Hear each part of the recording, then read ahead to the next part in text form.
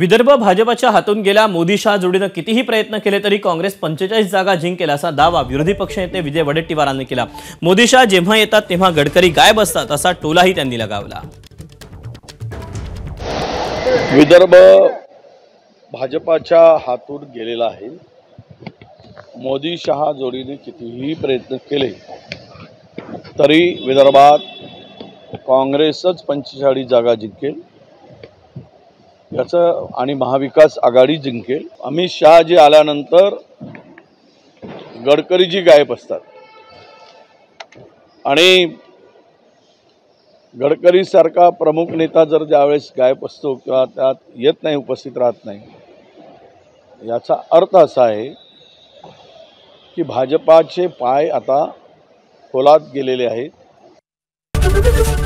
ABP माझा, उघडा डोळे बघा नीट।